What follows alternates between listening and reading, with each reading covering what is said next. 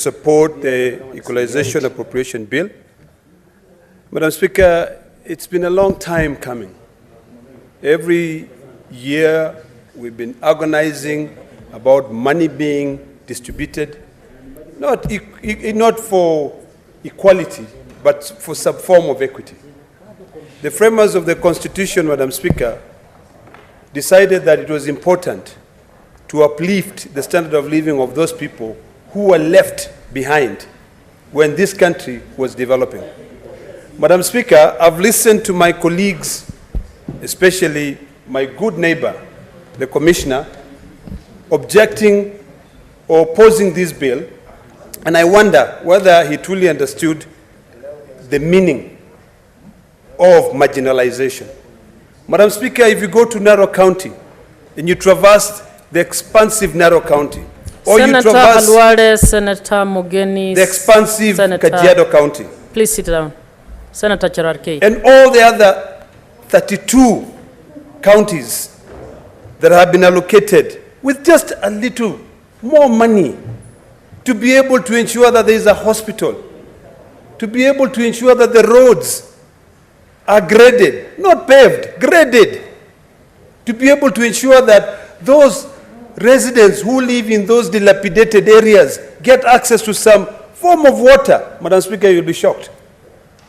Today, if you go to Mosiro in Narok East, Mosiro is a place where when the sun is here, during the dry season, people die, Madam Speaker. But with just little money, Madam Speaker, a dam can be built and reservoir can be created for those people to be able to get water for their animals and for their own consumption. Madam Speaker, if you go to Narok South, you go to Narosora, you'll be shocked, Madam Speaker. There's no road, Madam Speaker. There's a place in Narok South, up in Loita, called Mpuputia. There's no road, Madam Speaker. The framers of the Constitution saw it fit to ensure that those people who are in the border of Kenya and Tanzania, who have got no road, can be able to be given some money. At least, not to be equal with people from other counties, like Kiambu, as an example, Madam Speaker. Madam Speaker, I love the senator from Kiambu. But if you traverse Kiambu, even the remotest part of Kiambu, you will find a paved road. If you go to Ndeya, Madam Speaker, I travel and I'm happy to take my friend through Kiambu, going to Limuru. And I love Kiambu. Listen, I love, you will find it tarmacked. You will even find roads to nowhere tarmacked. Why? Because when development was knocking, those areas had tea plantations. So of course, the colonial masters saw it fit. And subsequent administration also followed suit in ensuring that they paved those roads. If you go to Kagwe today, and you drive through Kiambu, you go up all the way Kiambu Road, to really rural parts where you will not see a vehicle, the road is paved. And I want to challenge my good friend from Kiambu to get in my car and we go, and I'll be able to demonstrate. What's your places. point of order, Senator Thangwa? Just Senator Kina, just wait. Madam Speaker, my good friend, the Senator of Narok, is misleading this House, because not every corner of the great county of Kiambu is either tarmacked or graveled. Where he has just mentioned Kagwe Ward, the neighboring ward called Kamburu, they are getting tarmac for the first time since independence. So, Madam Speaker, go to the ward in Deya. They are also getting first tarmac since independence. Madam Speaker, the Senator of Narok should not mislead this House. We equally require money for development, because we do not have the roads that he is purporting to say that we do have them in Kiambu County. So stop misleading this House. We need more money for Kiambu County because we believe we are equally marginalized when it comes to the development, road transportation, and even agriculture, Madam Speaker. Senator Thangwa. Okay, proceed, Senator. Madam Speaker, Olekina. I want more money to go to Kiambu. I want more money to go to every part of the country. But isn't it ironical that the distinguished senator from Kiambu would sit here and tell us we want more money, yet he was the first one who was opposing the division of revenue bill to send more money to Kiambu? I mean, come on. You can't bake your cake and eat it. You need to be able to look at the whole thing. Right now we are saying you oppose more money to go to Kiambu. You did not want, you voted against the division of revenue to send 435 billion to Kiambu, to send more money to Kiambu. You are now saying that, Madam Speaker, whatever I'm saying here is completely factual. Madam Speaker, Senator Thangwa, my time. You have to save me on my time. you have half a minute, I guess. Huh? Madam Speaker, I can't sit here again for the Just address your point of order. Yes, my point of order is when you're giving information, you give information that is right, Madam Speaker. Just the other day, we gave more money to the counties, Madam Speaker.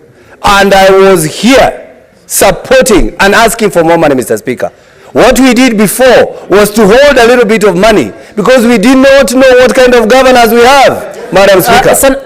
We did not know. But the senator should not stand here and try to insinuate that I never voted. I voted yes. The other day I voted more money. And today I'm even asking for more money. And that's why I'm also fighting that the governors should use the money that we send to the counties, Madam Speaker. Senator Ledama, you can finish. Please give Senator Ledama the remainder of his time.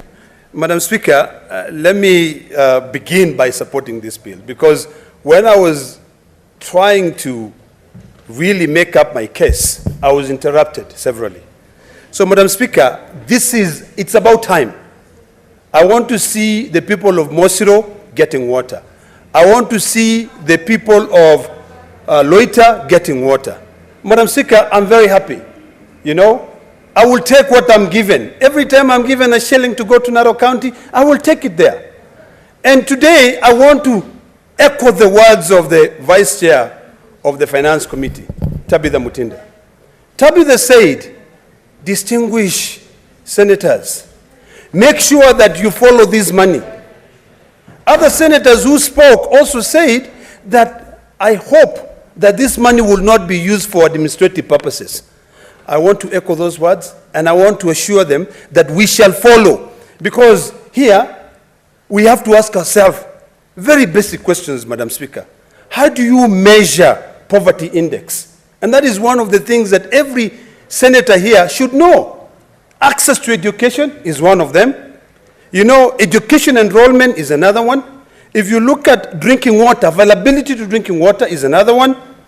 Sanitary, and most importantly, electricity. Madam Speaker, if you go to Narok today, on a daily basis, I'm always calling REA, I'm always calling Kenya Power and say, take electricity to my people of Narok. So when I got 811 million, which is distributed, it's peanuts, but I'll take it. I will take that money, because when I take it, I know my good people of Emuruadikir will get about 23 million. And people there are poor, Madam Speaker. The people of Narok East, and particularly Mosiro will get about 55 million. In total of Narok East will be about 95 million. Kilgore's constituency, Madam Speaker, people forget. People in Kilgore's are very poor, but I'm happy to see that they are getting about 226 million to be able to help them get water, get roads, and get hospitals. This, Madam Speaker, is very, very important, and I want to plead with all distinguished members, senators here, to vote for this bill, allow this money to go. There are projects, Madam Speaker, that were initiated. Madam Speaker, just 30 seconds, because I know this is ending. That were initiated about 7 years ago, you know, with this equalization fund.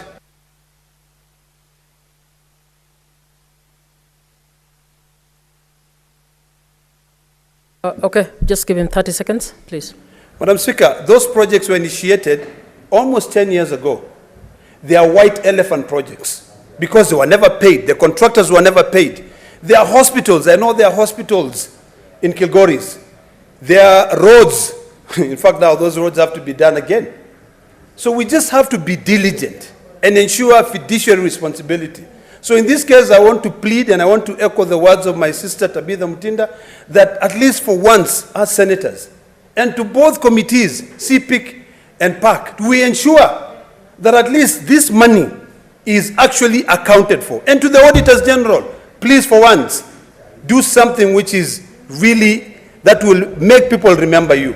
The controller of budget, the same thing, Madam Speaker. And Treasury, when that money is released, make sure that money is paid to what is intended. If it's a hospital, it is taken care of. Thank you, Madam Speaker.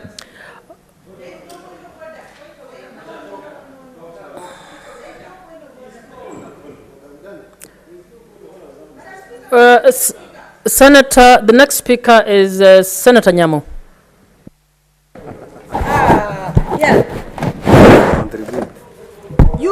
Madam Speaker, I raise pursuant to Article 110 of the Standing Order to adjourn this debate. Is that a point of order or your It's a point of order. I was asking for a point of order while Sen.Ledama was speaking. I wanted you to contribute. I have not given. Yes.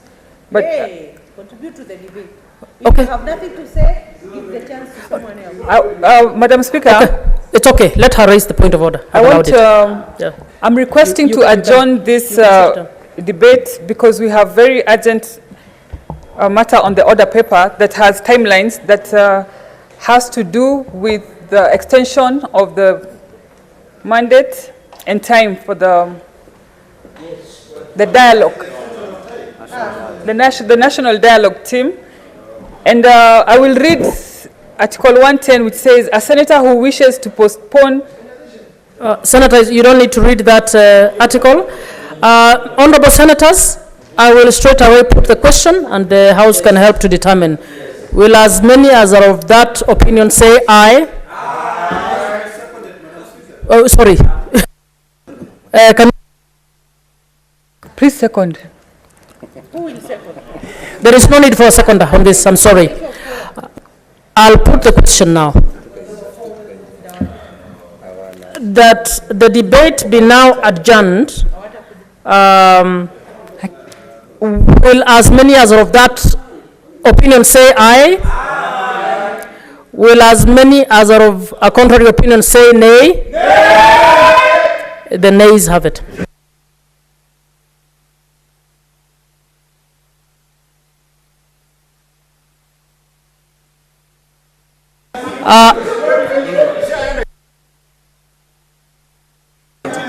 So we will continue with the debate, honorable members. Honorable Eddie Okech.